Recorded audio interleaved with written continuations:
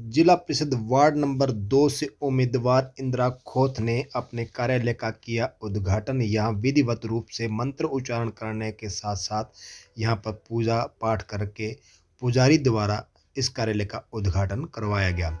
पूजा अर्चना में यहां भाग लेते हुए इंदिरा खोत व महावीर खोत यहां इस कार्यक्रम में बैठे हैं और पूजा अर्चना के साथ अपने कार्यालय के उद्घाटन की रस्म अदा कर रहे हैं। इस रस्म अदा करने के बाद वे लोगों से भी रूबरू हुए। उन्होंने जनता से को भी संबोधित किया। इस जनता को संबोधन करने से पूर्व इन्होंने भगवान की आरती के साथ अपने इस कार्यालय का उद्घाटन कर विधिवत रूप से कार्यक्रम का शुभारंभ किया है।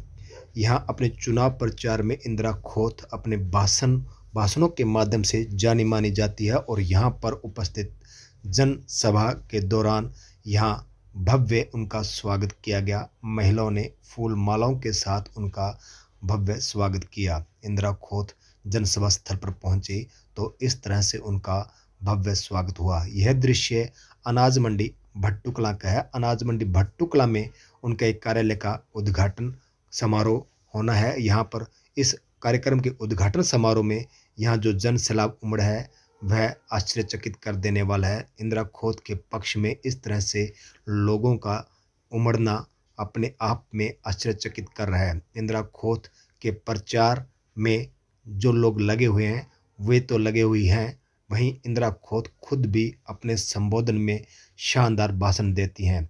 उन्होंने अपने शानदार भाषण के तहत ऐसी घोषणाएं की जो सभी को आश्चर्यचकित कर देंगी। सुने उनका यह संबोधन। सबसे पहले मैं गुरुजी के चरणों में प्रणाम करते हुए आप सभी को भी प्रणाम करती हूँ और आप सभी का तहे दिल से धन्यवाद देती हूँ कि आप अपना कीमती समय निकालकर यहाँ हमारे लिए आए। भट्टू मंडी और उसके आसपास जितने भी गांव हैं उन सबका मैं जितना धन्यवाद करूं कम है, क्योंकि हमने यहाँ आकर शून्य से शुरुआत की थी। आज उनका ही प्यार और अपनापन है जो हम आज यहाँ खड़े हैं। मैं वादा करती हूँ कि आगे कुछ भी परिस्थितियाँ रहे मैं आपका साथ कभी नहीं छोड़ूंगी। और कुछ का कहना है कि जिला परिषद में क्या काम होता है। एक बार जग के निशान पर वोट डाल कर तो देखिए, मैं आपके लिए काम जरूर लेकर आऊंगी। और कुछ समय पहले किसी ने कहा जब 1 किलो चीनी लेने जाते हैं तो 3 दुकानों पर भाव पूछते हैं, क्या हम वोट किसी को ऐसे ही दे? तो उन्होंने बिल्कुल सही कहा था। तो मैं भी कहना चाहूंगी कि मेरे जो पत्रकार भाई हैं वो खुली डिबेट कराएं और उनसे जो महिला कैंडिडेट है उनसे विकास के मुद्दों पर बातचीत करते हुए उनके बातचीत करें और जनता को भी पता चले कि जिस हम कैंडिडेट को चुन रहे हैं क्या वास्तव में वो हमारे विकास के लिए आवाज उठाने वाली है। और हम देख रहे हैं भट्टू गांव 2 गुटों में बढ़ता ही जा रहा है। क्या ऐसे विकास होगा? तो मैं मानती हूँ चक्की के 2 पाटों में पिसने की बजाय आप एक अपना साझा उम्मीदवार चुनिए। आप ताकि आप अपनी बात बेझिझक आकर उनके सामने रख सके।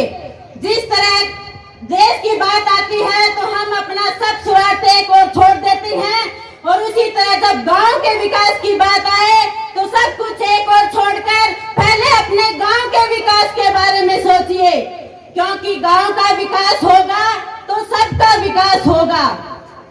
और जब आप वोट डालने जाओ तो एक बार ईवीएम मशीन के सामने खड़े होकर जरूर सोचना कि हम जिस कैंडिडेट को अपना वोट डाल रहे हैं क्या वास्तव में वो उसके लायक है, फिर अपना वोट डालना। क्योंकि आपको 5 साल भुगतना है। 5 साल कोई थोड़ा समय नहीं होता। आपके विकास में आपका ही सबसे बड़ा हाथ होता है। आपका एक एक वोट आपके गांव का विकास है। तो आप अपना वोट उसी कैंडिडेट को देना जो आपके हर समय साथ खड़ा रहेगा और आपके विकास की आवाज उठाएगा। तो मैं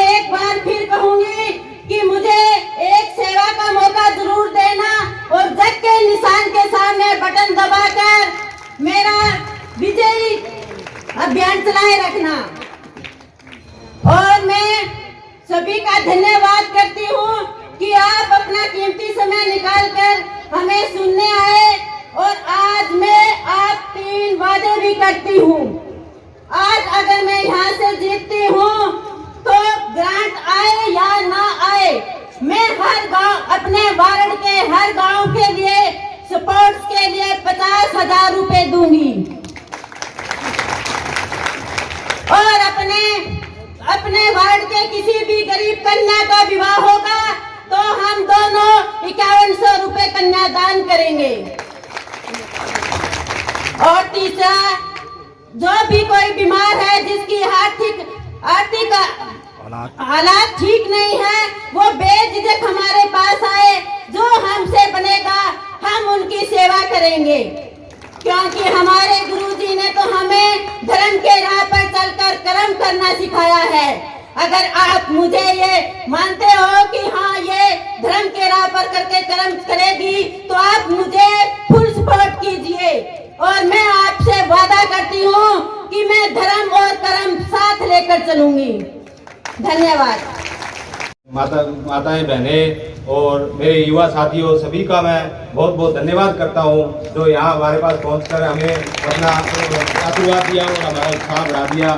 और मैं आपको ये बताता हूं, जो हमने मन में जो सोच रखा है, जो हमारी इच्छा है कि हम आगे ये जो 3 हम बता रहे हैं, जो स्कीम इंदिरा जी ने बताया, उसका ये होगा कि हर पंचायत को, हमारे 8 गाँव 7 का पंचायतें हैं, हर पंचायत को 50,000 रुपए बच्चों के खेलने के लिए सामान हर साल दिया जाएगा। वो हम अपने पर्सनल से देंगे और उसमें ग्रांट का कोई लेना देना नहीं है। जब भी गांव की कोई टीम या कोई भी संगठन हमारे पास आके ये आज की तारीख में ये कहेगा कि हमें ये सामान चाहिए, हम उसी दिन वो सामान उनको उपलब्ध कराएंगे।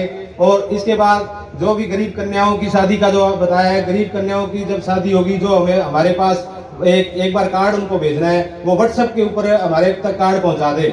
व्हाट्सएप पर हमारे पास कार्ड पहुंच गया, मैं खुद जाके और वहाँ 5100 रुपये कन्यादान देता रहूँगा। जब तक मैं जिंदा हूँ और मेरा व्यापार जिंदा है तब तक मैं ये देता रहूँगा, इसमें परिस्थितियाँ चाहे कोई भी हो।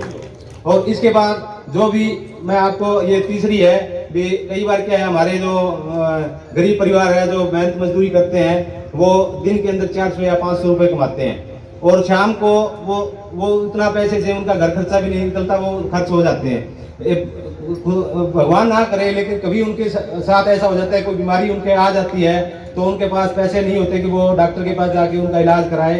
तो मेरा ये मानना है कि हम पैसे कहीं से भी कमा के ला सकते हैं। पैसे हम किसी व्यापारी भाई से मांग के भी ले आएंगे, व्यापारी भाई को बोल के गएंगे भी उसका इलाज करवाना, वहाँ से भी ले आएंगे, पैसे हम कमा भी लेंगे, सब हो जाएगा, लेकिन जिंदगी हम दोबारा नहीं ला सकते। तो मैं उन भाइयों से कहूँगा कि मेरे को एक बार आकर बोल दे, जो भी परिस्थिति हो, हमें वो नहीं है कि हम जीते हैं तो ही आगे बोलना है, हारे हैं तो जो मर्जी हो आप आगे बोलोगे। मैं कहीं से भी आपका जितना सहयोग हो सकेगा मैं उसमें पूरा आपके हॉस्पिटल में, वहीं पे हॉस्पिटल के अंदर ही वो पैसे जमा कराने की कोशिश करूँगा। और आज यहाँ सभी जो मेरे शुभचिंतक पहुंचे हैं, मैं उनका बहुत बहुत तहे दिल से धन्यवाद करता हूँ, जिन्होंने मेरे लिए इतना टाइम निकाला। बहुत बहुत धन्यवाद।